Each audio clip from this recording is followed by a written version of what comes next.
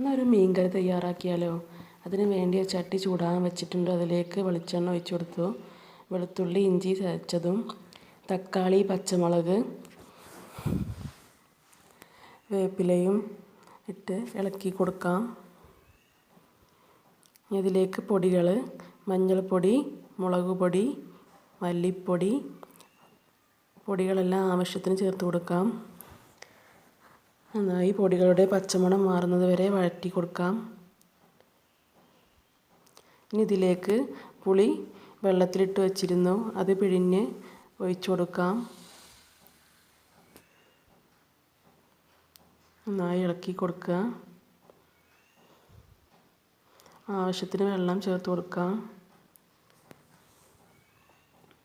അതിലേക്ക് ഉപ്പും ആവശ്യത്തിന് ഉപ്പ് ചേർത്ത് കൊടുക്കാം.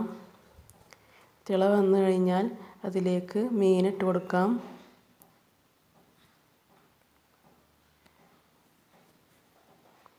ഒന്ന് ഇളക്കി കൊടുക്കാം.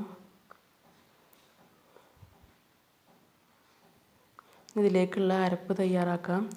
തേങ്ങ ചെറിയ ഉള്ളി വലിയ ജീരകം മുളക് പൊടി വെള്ളം ചേർത്ത് അരച്ചു കൊടുക്കാം. ഇപ്പോൾ നന്നായി തിളച്ചിട്ടുണ്ട്. മീനൊക്കെ വെന്തിട്ടുണ്ട്. അതിലേക്ക് അരച്ചു വെച്ച തേങ്ങ ചേർത്ത് കൊടുക്കാം. ആവശ്യത്തിന് വെള്ളം ചേർത്ത് ഇളക്കി കൊടുക്കാം.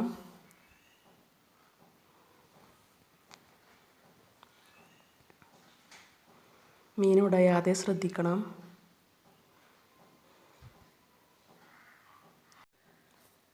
ഇതുപോലെ മീൻകറി ഉണ്ടാക്കാത്തവരുണ്ടെങ്കിൽ ഒന്ന് കമൻറ്റ് ചെയ്യൂ. അപ്പോൾ നമ്മൾ മീൻകറി തയ്യാറായിട്ടുണ്ട്.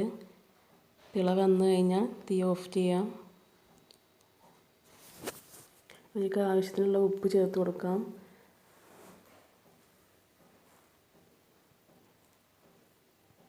തിളച്ചിട്ടുണ്ട്.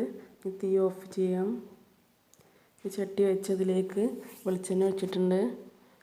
കടുകിട്ട് പൊട്ടി തുടങ്ങിയിട്ടുണ്ട്. അതിലേക്ക് കുറച്ച് ഉലുവ ചേർത്ത് കൊടുക്കാം.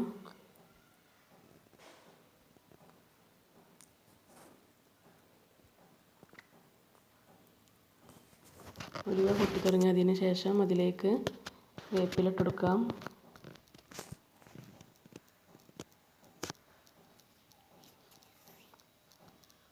കുറച്ച് മുളക് പൊടിയും ഇട്ട് ഇളക്കി കൊടുക്കാം. ഇത് കറിയിലേക്ക് ഒഴിച്ച് കൊടുക്കാം. അപ്പോൾ നമ്മൾ മീൻകറി തയ്യാറായിട്ടുണ്ട്. നല്ല ടേസ്റ്റുള്ളൊരു മീൻകറിയാണ്. ചപ്പാത്തിക്കും അപ്പത്തിനും ചോറിനൊക്കെ കൂട്ടി കഴിക്കാൻ പറ്റിയൊരു കറിയാണ്. അല്പം മല്ലിയില ചെറുതായി അരിഞ്ഞതും ചേർത്ത് കൊടുക്കാം.